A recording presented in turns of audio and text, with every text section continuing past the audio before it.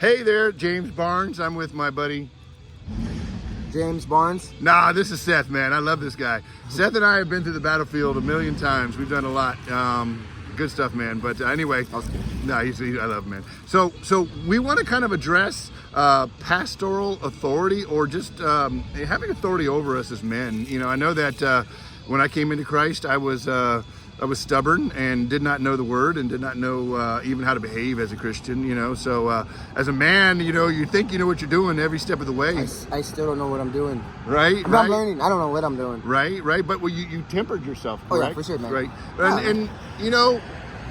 I mean, I know what I'm doing, but yeah, I haven't... you know what direction you're going. Oh, yeah, man. For That's sure. probably it. You know where you're going, but you don't know... No, wait. You know what you're doing, you don't know where... Wait, you know where you're going, but you don't know how to get there.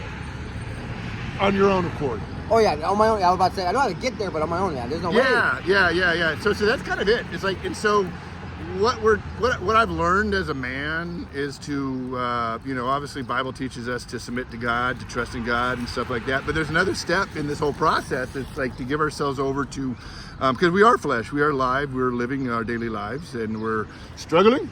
Flesh, real flesh.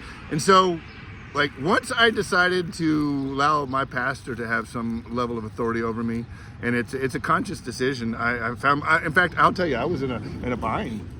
My wife and I were in an argument. When, this morning? No, this is a long time ago. This is like when I was coming in. We were in a tough bind, and I just didn't know how to get. That's been really bad. Like, I mean, yeah. because people are gonna have like argue, but unless there was something, it was at a deep end of the bad, and I was a man. I was trying to figure out as a man, how do I, you know, take biblical authority? How do I do all this? And I couldn't walk anywhere. I had nowhere to go, and it just the only place I had to go was like we were in disagreement. And so what I ended up doing was, you know, getting with my pastor, and man, that was the smartest, wisest thing to do, because I had nowhere else to go. My wife, obviously, I'm assuming she had nowhere else to go. I can't speak for her, but once pastor came in, he basically told me to sit down and be quiet. And I'm like, but I got things to say. And he's like, no, you don't have things to say. What you need to do is just, you know, and he didn't say it this way, by the way. But I'm ad-libbing, but he basically told me to sit down and be quiet, be a man, and just take it. And you know, I did. I did. And the glory of God is seen. No, seriously. I know. The glory of God is seen. I understood what he did, and it was like we needed a balance in our life. So that was it. That's my story, man. So really what this brings us to is what? What happens? We live as men in really bad places if we don't obey God. And our wives are mad at us. Wouldn't you agree? Oh yeah, for sure, man. It's like, and so my wife's mad at me yesterday. Right? I know his wife. She's probably angry today. She's we love her. Oh yeah, for sure. No, she's good. She's cool. My wife's cool, but we're learning to temper ourselves, because we are, as a leader in our households, we have to behave a certain way. And if we're throwing things into chaos, we're leading our family to hell, man. That's no good. Sure. And I noticed too, dude. Like if there's like little arguments, like we play a crucial role in like thwarting that argument. You know, like be amazing the power that we have, well, of course, with God, but right. How like we could just like we could deflect all that. You know what I mean? Because sometimes my wife would be like, I mean, I know kind of drifting off subject. No. This is exactly where we need to be. But you gotta have, like you said, authority. Because where are you, like when your wife's struggling and mad at you, and you didn't do anything? All you did was come home from work, and she's like angry because she had her day, and like that feels like hell to me. Oh, dude, for sure. You know what I mean? I'm tired. Oh, yeah. Exhausted mentally, but at the same time, you know, you don't want to elbow your wife in the neck. That's crazy. Yeah. So I've learned to I'll just hide her blow dryer. Hide her blow dryer. That's right.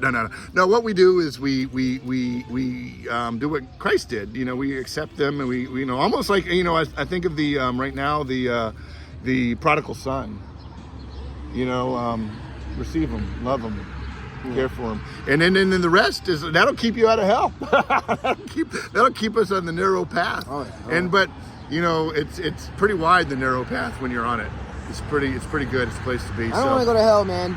Not me neither. So gentlemen, I just say, look at the book, read the Bible, trust in God, give some level of pastoral authority over your life, so that you don't jump off the ship and end up in places that feel like piranhas eating your feet.